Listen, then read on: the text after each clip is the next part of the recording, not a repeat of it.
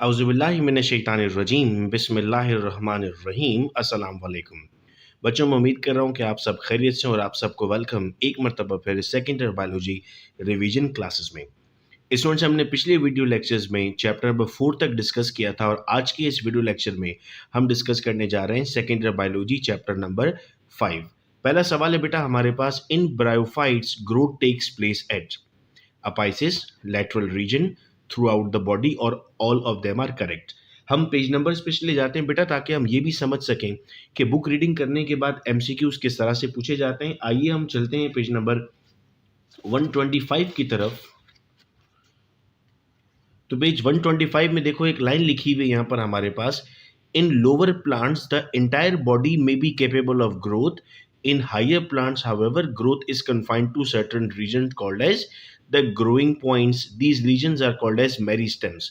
Lower plants का मतलब होता है बेटा ब्रायोफाइट्स और हायर प्लांट्स का मतलब होता है ट्रैक्योफाइट।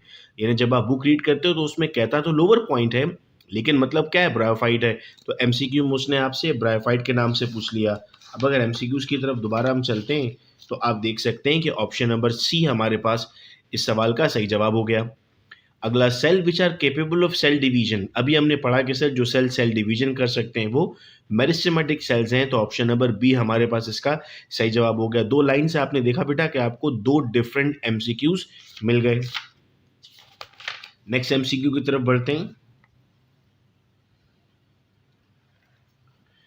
अब सवाल है बेटा, इंटरकैलरी मेरिस्टेम्स में अकर एट। पेज नंबर 125 की तरफ दोबारा बढ़ते हैं ताकि हम उन्हीं अल्फाजों को एक मरतबा फिर देख सकें और वहां से हम इसको पढ़ते हैं। तो यहां पर बेटा अगर हम इस पैराग्राफ को रीड करते हैं तो इसमें हमें पता लगता है, in certain cases increase in length also takes place by the activity of intercalary meristems. These are parts of apical meristem which have become separated from the apex by permanent tissues and left behind. The apical meristems move on during the growth. They occur at the base of internode in many grasses, below the node in some mints, and at the base of the leaf in many plants. यानी ये base of internode पर भी हैं, below the node भी हैं और base of the leaf पर भी हैं। सवाल में क्या पूछा गया था हमसे? सवाल में बेटा हमसे पूछा गया था कि सर इंटरकैलरी मेरिस्टेम्स कहाँ कहाँ हो सकते हैं, तो ये बेस ऑफ इंटरनोड पे भी है बेटा और ये बिलो द नोड भी है। तो जवाब क्या बन गया? A and B. अगला सवाल है, secondary growth is cause due to the activity of. Page number 127 पर हमारे पास सेकेंडरी ग्रोथ का पैराग्राफ मौजूद है और यहाँ पर आप लिखा हुआ देख सकते हैं बेटा, क्या हमें लिखा हुआ है, secondary growth may be defined as the increase in diameter of the stem and root due to activity of secondary meristem called as cambium। इसीलिए हमने कहा कि हमारे सवाल का सही जवाब क्या है? हमारे सवाल का सही जवाब है कैम्बियम। आइए अगले सवाल की तरफ बढ़ते हैं। The egg of chick is late at this stage. Page number 131 पर बेटा इस सवाल का जवाब हमें मिलता है। यहाँ पर हम उस लाइन को रीड करते हैं बुक की जो लिखी हुई है। सर ये ब्लास्टुला की हेडिंग है हमारे पास और ब्लास्टुला की हेडिंग में लिखा हुआ है, the egg is laid almost at this stage. तो इस सवाल का सही जवाब क्या बन गया? इस सवाल का सही जवाब बन गया सर ब्लास्टुला हमारे पास। हम पेजेस को रीड कर रहे हैं मेरे ख्याल से इस तरह से। मैं आपके फीडबैक्स भी देख रहा हूँ, बहुत अच्छे फीडबैक्स आप मैसेज कर रहे हैं कि इस तरह आपको और अच्छे अंदाज से समझ आ रहा है। और कोई तरीका आपको बेटा पढ़ने के लिए चाहिए होगा या कुछ ही और भी वीडियो की ज़रूरत है तो आप प्लीज़ व्हाट्सएप पर मुझे ज़रूर मैसेज कीजिएगा ताकि वो वीडियो बनाऊँ मैं आप लोगों के लिए। फिर सवाल है बेटा, cytoplasmic localisation is a consequence of. फिर चलते हैं बेटे पेज नंबर 131 पर जहां इसका जवाब मौजूद है। हेडिंग लगी हुई है देखो बेटा ऊपर, क्लीवेज, और उसमें यहाँ पर हम पढ़ते हैं, this outcome of cleavage called as cytoplasmic localisation. यही पूछा था हमसे कि साइटोप्लाज्मिक लोकलाइजेशन कहाँ होती है, हमने जवाब दे दिया क्लीवेज। क्लीवेज याद रहे पहला स्टेप होता है हमारे पास, क्लीवेज का मतलब होता है ब्रेकडाउन। इसके बाद बेटा सवाल है, द ब्लास्टोडर्म स्प्लिट्स इनटू। फिर पेज नंबर 131 का इशारा है यहाँ पर हमारे पास।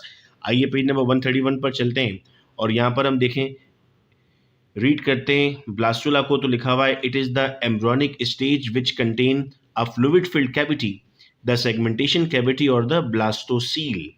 ठीक है, फिर इसके बाद हमें यहाँ पर लाइन में मिलता है, in chick it appears when the blastoderm splits into two layers, the upper epiblast and the lower hypoblast. मिल गया सर जवाब हमें सवाल में यही पूछा गया था कि कौन सी लेयर्स बनती हैं, तो जवाब आ गया एपीब्लास्ट और हाइपोब्लास्ट। फिर सवाल है the phenomena in which one embryonic tissue influence upon the other.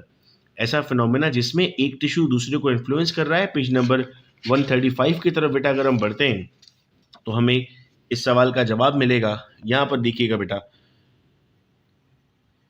from these experiments they concluded that an embryonic tissue influence upon the other embryonic tissue through transmitting some chemical stimulus the primary organizer, and this phenomena is called as embryonic induction।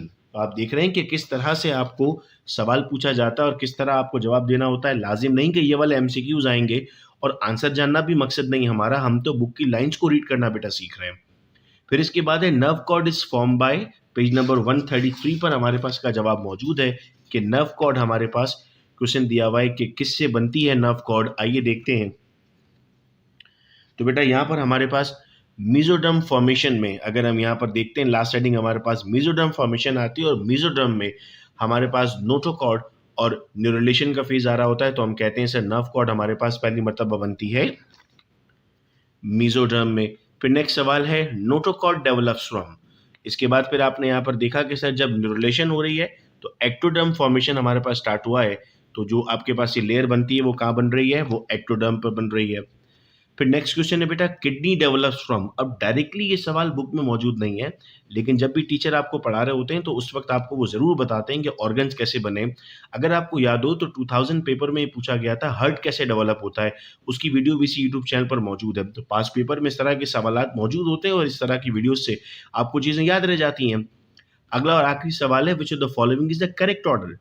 देखो सबसे पहला step cleavage है और ये मैं आपको एक trick भी सिखा रहा हूँ कि जिस तरह आंसर फौरन ले आएंगे आप देख रहे हैं कि क्लीवेज इनमें से सिर्फ एक ही में पहले मौजूद है, ऑप्शन नंबर सी। तो हमारे पास सही जवाब क्या हो गया, ऑप्शन नंबर सी। तो ये बेटा एमसीक्यूज थे बुक के जिनको हमने सॉल्व किया। हम 5 चैप्टर्स मुकम्मल कर चुके हैं। जिन्होंने पिछले लेक्चर्स नहीं देखे वो इसी चैनल पर देख लीजिए ताकि उनको भी आसानी हो अपने एमसीक्यूज को सॉल्व करने की। बहुत शुक्रिया बेटा इस वीडियो लेक्चर को सुनने का। अपना बहुत ख्याल रखिएगा आप सब लोग। अल्लाह हाफिज।